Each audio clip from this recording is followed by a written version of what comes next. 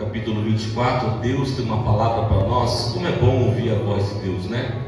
Josué capítulo 24, versículo 15. Aleluias. Nessa noite é uma noite de aliança com Deus, de renovação, uma noite onde juntos estaremos cultuando ao Senhor por esse momento, por esta data, e que você possa, em nome de Jesus, abrir o teu coração, porque Deus há de falar conosco, amém? Todos acharam? Josué capítulo 24, versículo 15 diz assim: porém, se vós parece mal aos vossos olhos, servi ao Senhor.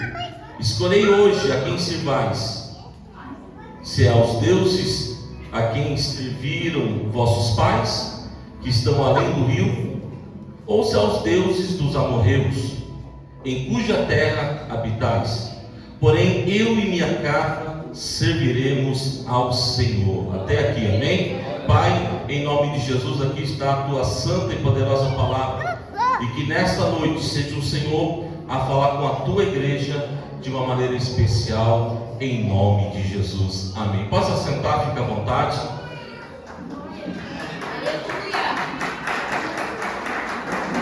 Aleluia, glória a Deus. Irmãos, quando eu cheguei aqui, o pastor disse: olha, prega para nós.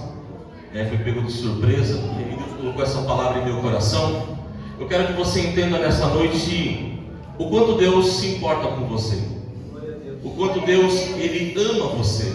O amor de Deus, Ele é tão grande que Ele vai além das gerações. A prova é que Jesus, quando veio ao mundo, há mais de 2000 anos atrás, até os dias de hoje, gerações após gerações têm ouvido falar de Jesus, aceitando, servindo, buscando a Ele. E eu creio que não somente a geração de minha mãe, que nos apresentou a Jesus, mas a minha geração há de servir, a geração dos meus filhos há de servir esse Deus. Eu quero profetizar já nessa manhã, declarando que a sua geração, que a tua casa servirá ao Senhor daqui para frente, sem tempo, sem cessar. Automaticamente essa é a bênção de Deus sobre as nossas vidas.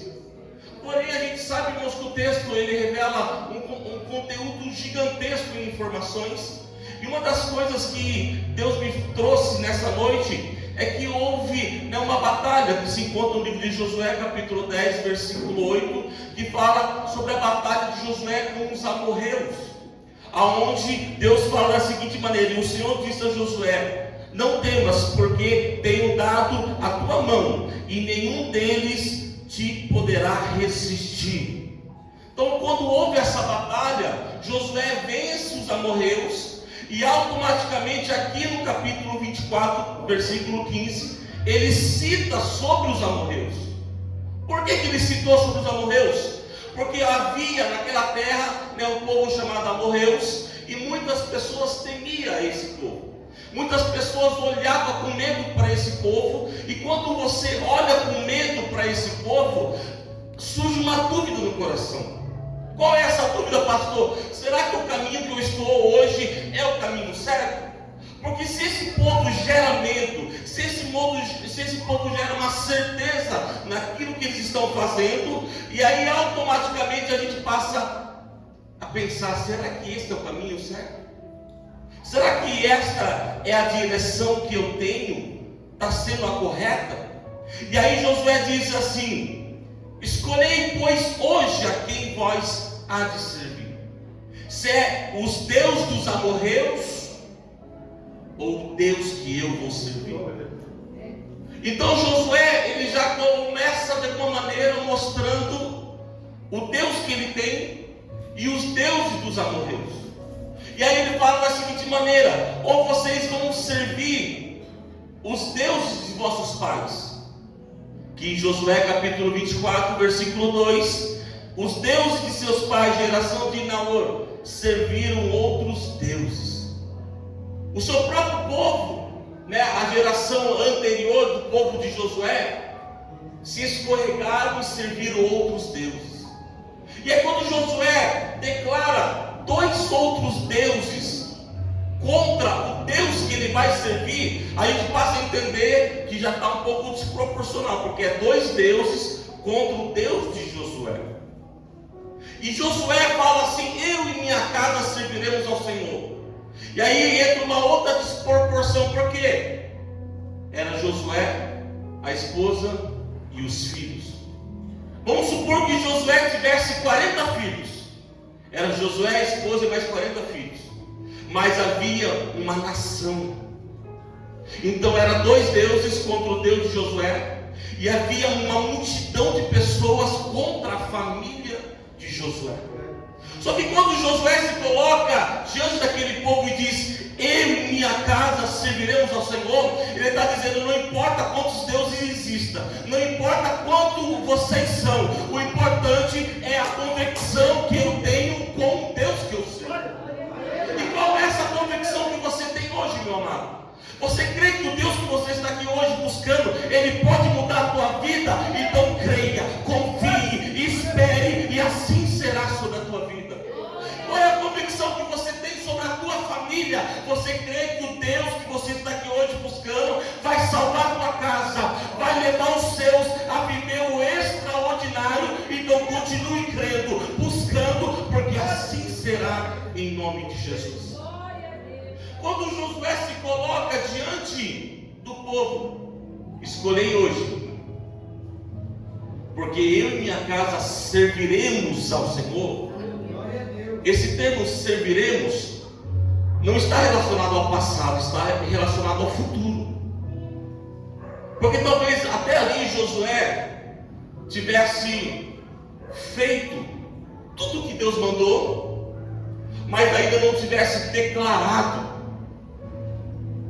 o amor, a gratidão a Deus. Talvez você está aqui hoje vivendo o que Deus derramou sobre a tua vida, mas hoje chegou o dia de você declarar a quem você serve. Talvez até aqui você só expôs na rede social aquilo que você alcançou e aquilo que você conquistou, e talvez por algum motivo você esqueceu de colocar nas suas redes sociais a quem você serve. Talvez até aqui, lá no seu trabalho, você foi honrado, você foi, teve o seu cargo aumentado, o seu salário aumentado, amém, glória a Deus, e você também tenha destinado essa bênção ao seu esforço.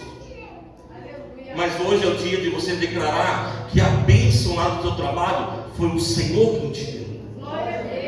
Josué, quando diz serviremos ao Senhor, ele está falando do presente e futuro. Eu não sei de que maneira você chegou aqui, também você chegou um pouco abatido, um pouco triste e angustiado. E eu digo para você nessa noite hoje: bate os seus pés, sacode essa poeira e declara o Deus que você serve. Porque quando você declara o Deus que você serve, você está mostrando ao mundo, você está mostrando aos seus adversários, ao diabo, Satanás, demônio, seja quem for, o quanto o Deus que você serve é poderoso. Pastor, mas como que Deus é tão poderoso assim? Vamos olhar o texto. Na parte B, lá no final do versículo 15, quando Josué diz assim: porém, eu e minha casa serviremos ao Senhor. Antes do termo minha casa, ele declara o quê? Eu e minha casa serviremos ao Senhor. Josué não teve uma reunião com a esposa e os filhos dizendo assim: olha, hoje vai ser um dia de debates. Hoje vai ser um dia de divisor de águas, e nós temos que se unir, pelo menos nós, para mostrar para esse povo o Deus que nós servimos. Não, Josué não teve essa conversa com a sua família. Mas por que Josué tomou a frente e disse: eu e minha casa serviremos ao Senhor? Talvez a casa esteja abalada, talvez a casa esteja um pouco destruída. Talvez os filhos não querem mais servir.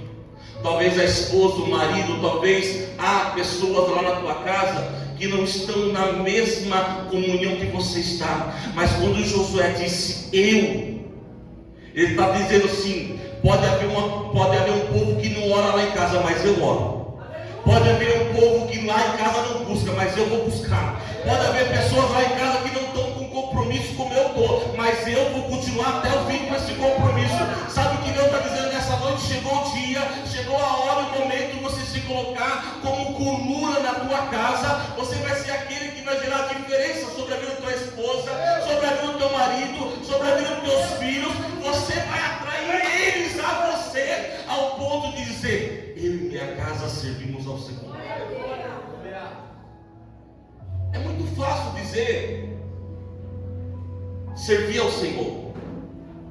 O que você faz? Eu sirvo ao Senhor. Mas dizer eu e minha casa, talvez nem todos tenham esse privilégio. Quinta-feira eu fui pregar em uma igreja e foi muito incrível, porque no dia 15 de janeiro de 2008 eu fui num culto no bairro onde eu fui pregar, e nesse culto eu peguei o telefone da minha esposa, que na época a gente nem junto estava, era só conhecido. Nesse culto foi numa terça-feira, eu pedi o telefone dela após o término do culto, estava meio de olho nela. Ela me deu o telefone, cheguei em casa, jantei, porque crente de barriga vazia não dá. E depois da janta liguei para ela e começamos a conversar. E aí eu entrei no assunto se ela tinha namorado, ela entrou no assunto se eu tinha, eu falei que não. E aí eu disse para ela assim, eu quero uma pessoa para me poder namorar, noivar e casar. E ela disse, eu também quero. E 15 dias antes eu tinha feito uma oração a Deus, na virada do ano, que eu queria muito conhecer uma pessoa para ter esse compromisso sério. E na ocasião tinha uma moto, eu falei, Senhor, eu quero um carro também. E nesse dia 15 que eu peguei o telefone dela, a nossa conversa começou, acho que era umas 11 horas da noite. Deu meia-noite, a gente estava no telefone. Quando foi quase 1h da manhã, eu pedi ela em namoro pelo telefone. E ela disse sim. Só que já era dia 16, já tinha passado a meia-noite. E aí eu falei para ela assim, olha, se arrume, porque eu vou passar para te buscar, nosso primeiro dia de namoro, e vou te levar num lugar especial. Era dia 16 de madrugada e o nosso encontro ia ser no mesmo dia 16, porém às 19 horas da noite, algumas horas depois. E assim fiz. Cheguei na casa dela de moto, dei um beijo de cinema nela. Você daqui por diante eu tomo posse. E trouxe ela diante do altar num culto. O lugar especial não era uma mesa de restaurante, um parque, uma sorveteria, uma lanchonete. Foi diante do altar. E lá, começamos o nosso primeiro dia de namoro. No meio do culto começou a chover, e eu de moto. Como que eu vou levar minha esposa embora para casa de moto, toda molhada? Senhor, que luta! E aí acabou o culto, todas as pessoas foram embora. E meu antigo pastor disse, como que você vai embora agora? Eu falei assim, olha, eu vou esperar baixar a chuva, ou vou ligar para alguém me dar uma carona. E aí ele foi até o escritório da igreja, pegou a chave do documento do carro e disse, a partir de hoje esse carro é seu. No mesmo dia eu comecei a namorar com a minha esposa e Deus me deu um carro no mesmo dia. Deixei a moto na igreja e já fui embora de carro, com as minhas 2 bênçãos na mão. Só Deus faz isso. E por que eu falei que quinta-feira eu fui pregar? Porque passou os anos, fiquei noivo, casei, tive meus filhos. A igreja se mudou daquele endereço, fechou. E quinta-feira eu fui convidado para pregar exatamente naquele mesmo salão, aonde há 18 anos atrás eu peguei o telefone da minha esposa e liguei, e ali tudo começou em nossas vidas. E olha o quanto é importante você declarar, eu vou servir ao Senhor. Olha o quanto é importante você colocar Deus na sua frente. Através de uma oração que eu fiz 15 dias antes, Deus me deu 2 bênçãos no dia 16, o meu namoro e o meu carro. De lá para cá, Deus tem dado para mim muitas bênçãos, meus filhos, que são frutos do nosso casamento, nossos bens materiais, mas tudo porque uma palavra, quando você coloca Deus na frente, Ele pode mudar a história da sua vida. Mais do que a história da sua vida, Ele quer mudar a sua geração. De que maneira? Talvez você fale, pastor, a minha geração está um pouco difícil, mas eu digo para você, faça o que é certo hoje, e amanhã a tua geração vai provar do poder de Deus, do agir de Deus, através do exemplo de fé que você toma hoje. Seu exemplo de fé hoje, seu exemplo de adorar o Senhor hoje, vai fazer com que os seus olhem para você de uma maneira diferente. Eu falo para você, quando o termo diz eu e minha casa serviremos ao Senhor, está mais relacionado a nós do que a Deus. Eu e minha casa serviremos ao Senhor. Para você ser uma família de exemplo, de fé, uma família de conquista, você precisa puxar para você a responsabilidade. De que maneira? Eu vou ser o melhor pai, eu vou ser a melhor mãe, eu vou ser o melhor filho, eu vou ser o melhor genro, a melhor nora, a melhor sogra, eu vou ser tudo de bom, porque Deus confiou a mim, a minha família. Porque se você não for bom, lá na rua vai ter alguém que vai ser bom para os seus. Se você não for presente, lá na rua vai ter alguém presente para os seus. E quando Josué disse, vocês vão fazer igual os seus pais fizeram? O que Josué estava querendo dizer? Vocês já tiveram exemplo no passado dos seus pais que não serviram a Deus e morreram no deserto. Hoje vocês estão caminhando para a terra prometida. De que maneira? Servindo a Deus. Hoje vocês alcançam algo que a sua geração passada não alcançou, mas que você e a sua geração futura irão alcançar. E eu profetizo para vocês nessa noite de hoje, em nome de Jesus, a sua geração será bendita no entrar e no sair, porque o Deus que eu sirvo, o Deus que você serve, Ele vai transformar aquilo que outrora não era nada e vai gerar um novo sentido para você. Josué declara algo incrível, algo que família, por exemplo, é nossa primeira missão de servir a Deus. Amar a Deus sobre todas as coisas. E em segundo lugar, é a tua família, é a tua casa. Consegue entender que quando Josué declara, escolhei pois hoje a quem vós vais servir, ele está querendo dizer a seguinte frase: não adianta nós ir para o mundo, guerrear, vencer lá fora e chegar dentro de casa e encontrar a casa toda destruída. Não adianta eu vencer uma batalha no mundo e estar perdendo dentro de casa.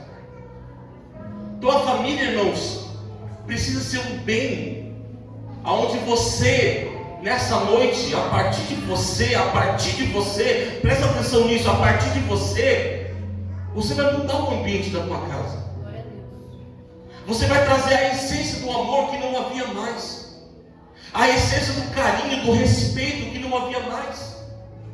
Tem pessoas que se perderam tanto nesse decorrer de tempo, de anos, que não existe mais a essência de poder abraçar, de poder dar as mãos, de poder orar na mesa do almoço, do café, da janta.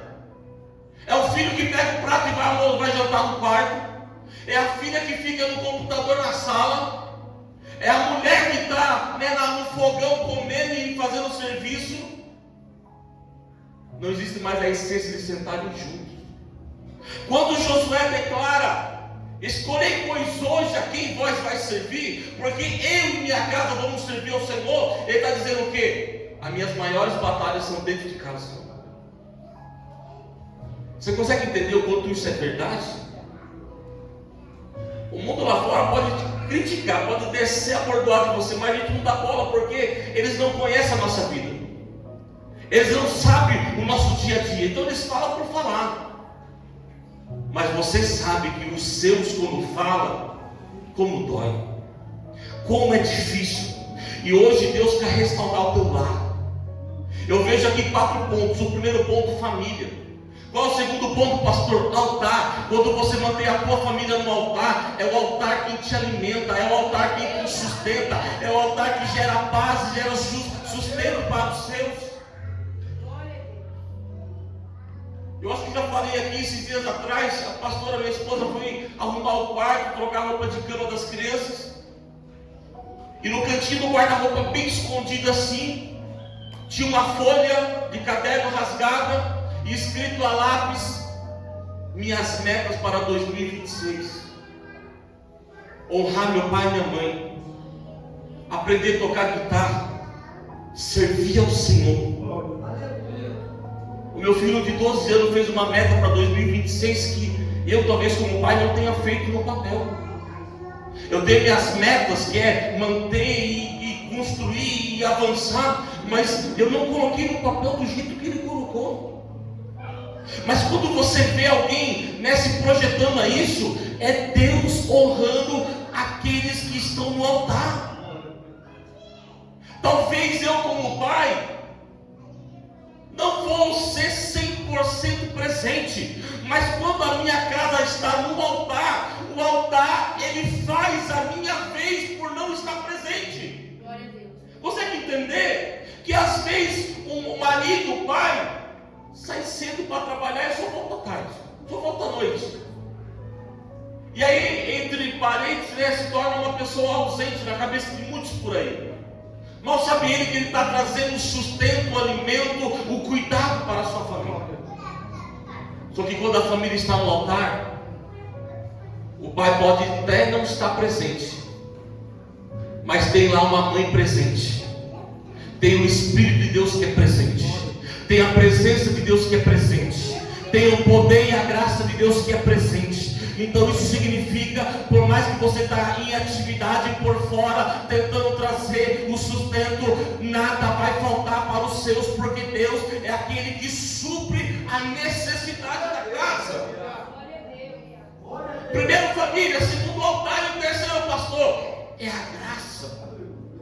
Que graça é essa? É aquela que me faz olhar, eu venci o urso, eu venci o leão e também vou vencer o gigante. Que graça é essa? É aquela que me fez passar por lutas, dificuldades, e essa vai ser só mais um processo. Quando Josué declara, a quem vocês vão servir?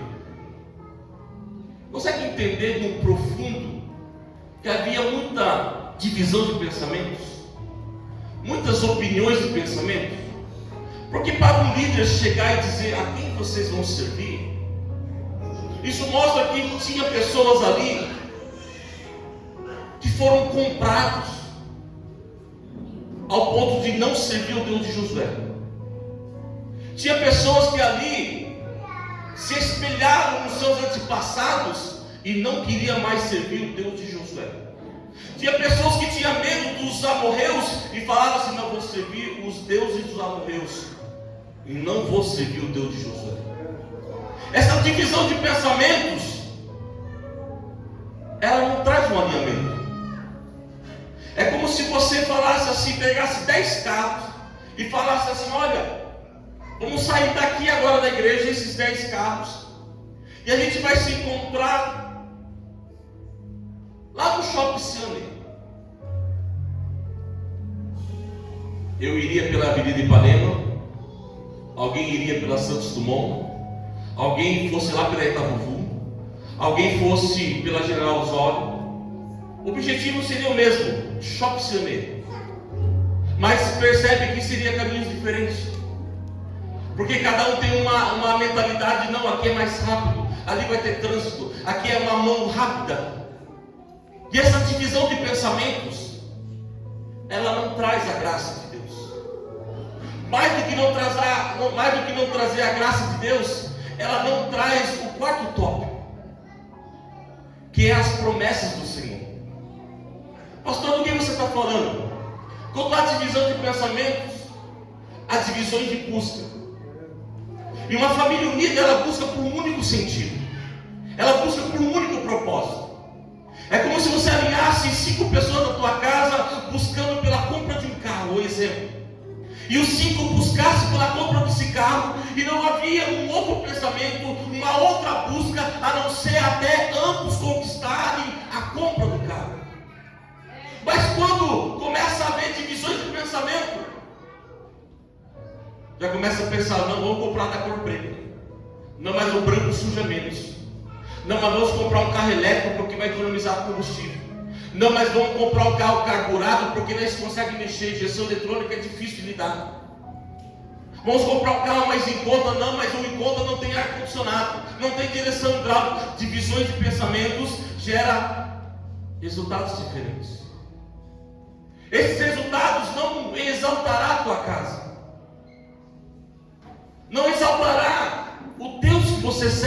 testemunho da sua conquista. É por isso que família no altar gera graça e alcança promessa. Porque todos estão envolvidos num só foco e objetivo. Buscar a Deus primeiramente sobre todas as coisas. E as demais coisas, pastor, vos serão acrescentadas. E essas demais coisas, o que é? É você sentar sobre a mesa e dizer: filhos, esposa, marido, vamos focar nisso esse mês? Eu não sei se vocês conseguem entender o peso dessa palavra, mas Deus está dizendo nessa noite, que chegou o tempo de vocês focarem sobre a mesa da tua casa, se projetarem.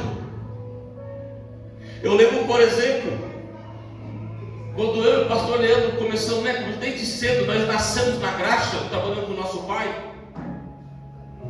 E até então a gente recebia salário com ele. Mas houve um tempo que ele chamou eu e o pastor Leandro na mesa da nossa cozinha, da minha mãe, e nos colocou como sócio da oficina. A partir de hoje nós vamos dividir em 3 o lucro da oficina. E nessa época, talvez tenha sido a época que nós mais faturamos. Porque cada um ficou com uma função, cada um ficou mais focado em buscar serviço, fazer serviço, porque agora o ganho daquele ambiente dependia de mim como sócio. E quando houve essa conversa na mesa, eu passei a entender que o Deus que eu sirvo, Ele não só estava abençoando a minha vida, mas toda a minha casa estava sendo abençoada, toda a minha família estava sendo abençoada. Hoje chegou o tempo sobre a tua vida, sobre a tua casa, sobre os seus herdeiros, sobre os seus filhos, sobre a tua geração, de colher os frutos na mesma proporção. Do mesmo jeito que Deus dá para um, Deus vai dar para todos. Do mesmo jeito que um colher, todos colherão da graça e da promessa de Deus. Sabe por que eu digo isso, irmãos? Como é bonito ver toda a família andando alinhada. Sabe aquela família que você vê, tanto o pai, quanto a esposa, quanto os filhos estão no mesmo padrão? Eu não estou falando de padrão financeiro, estou falando de um padrão de busca, num padrão onde todos estão no mesmo propósito, no mesmo objetivo, onde todos falam a mesma linguagem. Não se trata de padrão alto, baixo, médio, não se trata disso. Mas se trata de um padrão de objetividade, aonde o diabo olha para uma circunstância como essa e diz: eu não conseguia com 1, agora eu vou poder eu com 5, mas nunca. Eu já não podia com a coluna da casa, mas agora nem com a coluna e muito menos com os demais da casa, porque estão todos alinhados. Consegue entender que quando o diabo chegou a Deus e disse: Jó só consegue tudo porque o Senhor dá. E aí Deus disse: fala, tenta ele. E o diabo desceu e tentou. Mas se a mulher de Jó estivesse lado a lado, de mão dada, ele já tinha perdido os filhos já. Mas se o que sobrou, se os servos, se todos aqueles que dependiam dele ali tivesse alinhado numa só linhagem espiritual, você acha que o diabo teria tentado contra ele? Não. Hoje, irmãos, se você se encontra cansado, é porque talvez até aqui você andou sozinho. Mas Deus manda te dizer que chegou o tempo de você projetar a sua fé, a força que você tem em Deus, para todos aqueles que estão ao seu lado. E não estará mais sozinho você. Você não mais andará sozinho. Você tem um time que depende de você, e você depende desse time.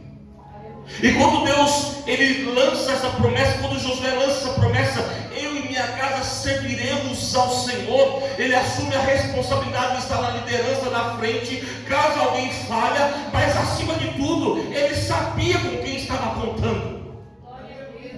Você consegue ele sabia quem era a esposa, e quando ele declara, mesmo sem conversar com eles, ele sabia que podia contar com eles.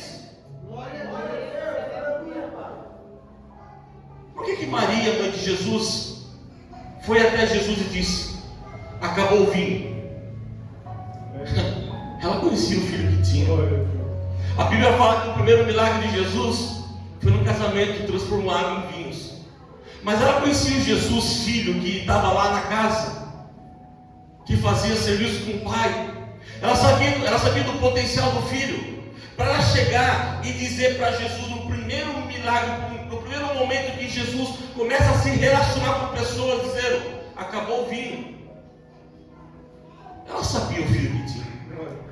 Aí que Jesus disse: mulher, ainda não é chegada a minha hora. Aí dá a confirmação de quanto Jesus já estava preparado para o problema que viria diante dele.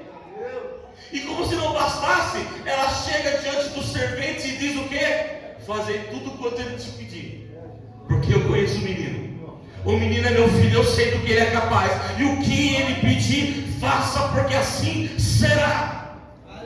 Você consegue entender a sua geração tomando a frente das coisas e dizendo assim: a partir de agora vai ser desse jeito.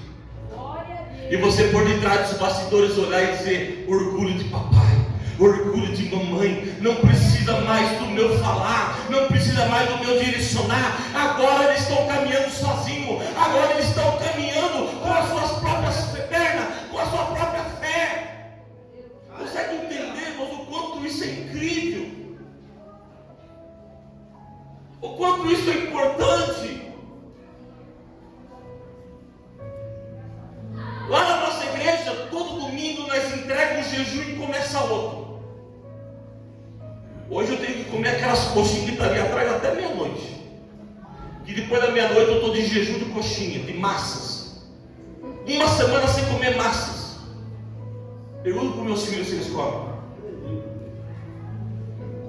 Pergunto para eles se eles comem a semana toda. Fica sem comer. Como se é ruim. Eu estou ensinando eles a ter fé no Deus que eu sirvo. Eu estou ensinando eles a entrarem no propósito que eu estou entrando. Eu estou ensinando eles a buscarem da maneira que eu estou buscando. Glória a Deus. Pai, compra. Não. Domingo nós entregamos, nós vai direto comprar depois do culto, mas até domingo não. Por que isso é importante? Porque há um alinhamento espiritual. A graça se derrama e a promessa de Deus nos alcança. Quem quer ser alcançado pela promessa de Deus? Todos nós queremos ser alcançados pela promessa. Mas antes você precisa constituir a tua família. Você precisa alinhar a tua família no altar para poder ser alcançado debaixo de graça e para alcançar as promessas de Deus. Toda família firmada em Deus, irmãos, o diabo não tem poder. O inimigo não tem poder. As pessoas olham e sentem inveja. Você olha para você, aqueles que sentem inveja é porque queriam ter o que você tem e não conseguem. Mas aí tem aqueles que falam assim: meu Deus, que exemplo de família! Eu vou ser como eles são. Eu vou fazer como eles fazem. E olha o quanto isso é importante. Como se não bastasse apenas a sua geração, você está influenciando outras gerações. Glória a Deus. No começo do ano, eu arrumei a bicicleta dos meus filhos para eles andarem nas férias. E lá estão andando, aí chegou uma amiguinha mais com uma bicicleta nova, chegou uma outra criança com uma bicicleta nova. Daqui a pouco formaram uma gangue lá na rua de bicicleta. Eram uns 8. Só na rua de casa. Uma gangue no bom sentido, é claro. E aí tinha uma criança que não tinha bicicleta. E aí eu postei nas redes sociais: gente, se alguém tiver uma bicicleta para doar, me avisem. Apareceu 3. E aí eu doei a bicicleta para o menininho.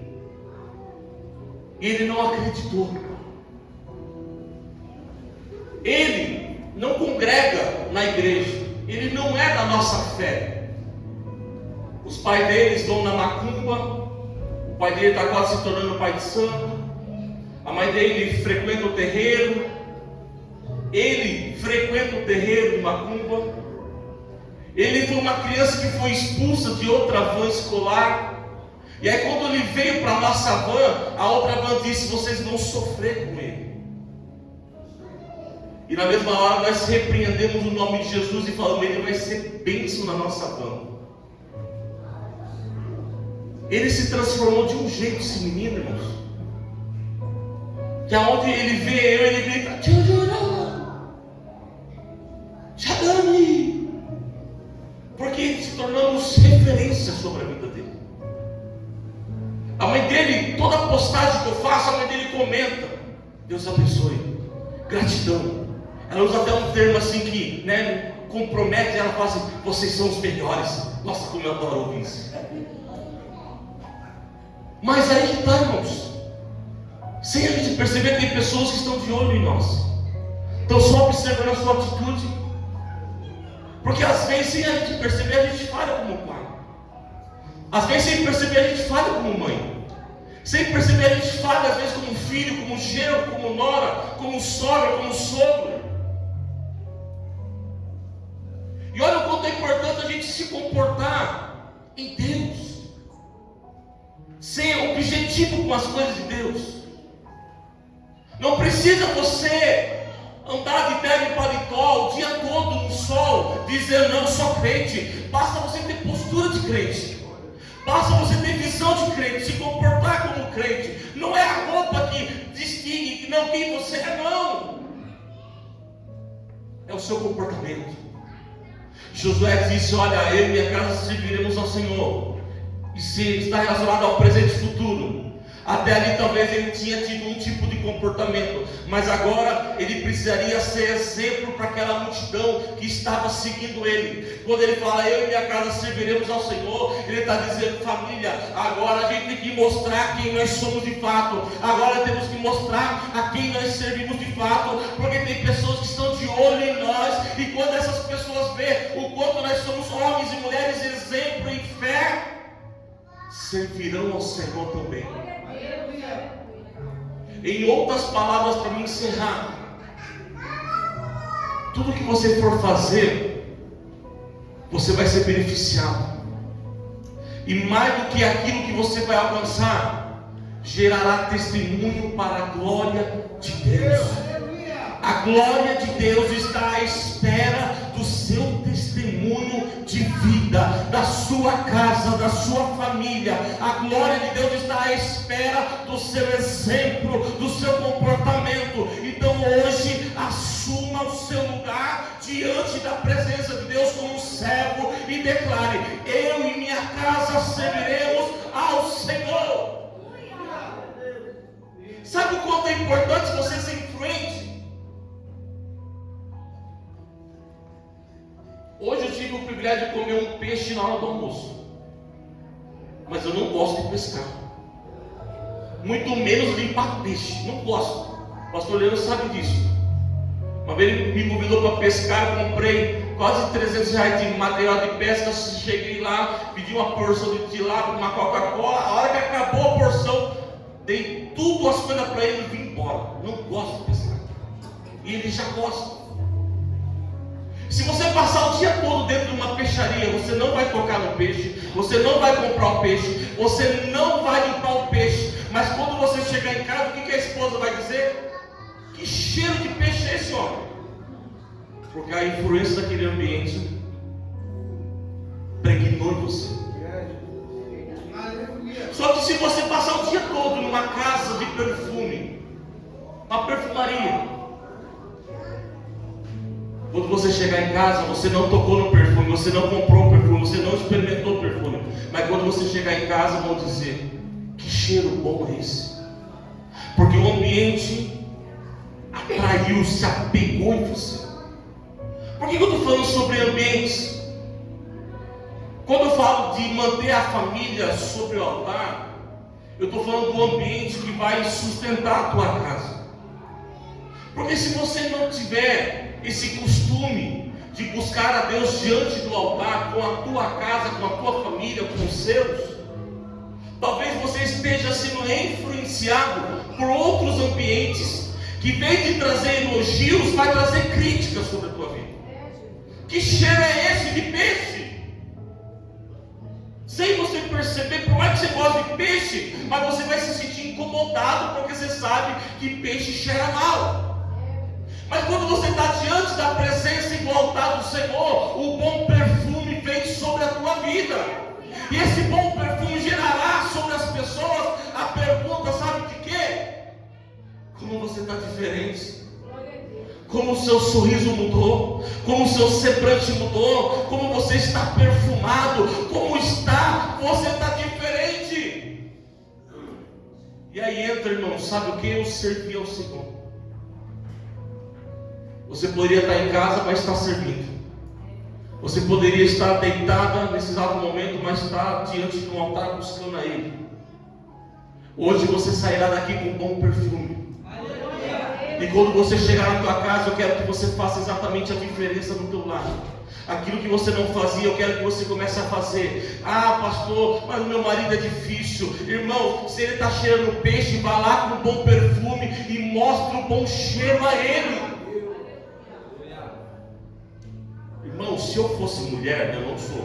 Se eu fosse mulher e eu fosse crente e o meu marido não, eu ia chegar todo dia após o culto, ia chegar abraçando, beijando, ia dar um perdão assim no bumbum dele.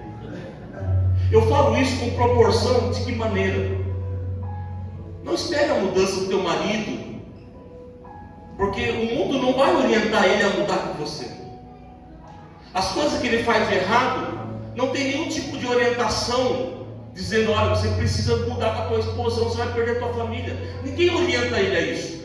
Pelo contrário, toma mais um copo, fica mais um pouco, chegar em casa, depois a sua mulher que se vire. Essa é a orientação do mundo. Mas quando você chega em casa e chega diferente, o marido vai dizer, o que esse pastor pregou para minha mulher chegar me abraçando, beijando, eu com cheiro de cachaça, fedido? O que esse homem pregou? Para ela chegar chegando. E aí gera aquela curiosidade. Eu preciso conhecer esse homem, porque ele está melhorando o ambiente da minha casa. Aleluia. Só que não é o pastor em si, é você. É o seu comportamento, é a sua postura. Eu sempre tive o costume de, antes de dormir, orar pelos meus filhos. Eu orava por eles, dava boa noite para eles e ia dormir. E depois que o meu pai veio a falecer ano passado, eu passei a orar por eles. E toda vez após a oração eu abraço, mas eu abraço tão apertado. Eu abraço tão apertado, irmãos, que não dá vontade de soltar. E às vezes eu estou tão cansado, esgotado, correria dia a dia, que eles vêm até mim e dizem, pai, ora por mim. E assim que eu termino de orar, eles vêm na praça.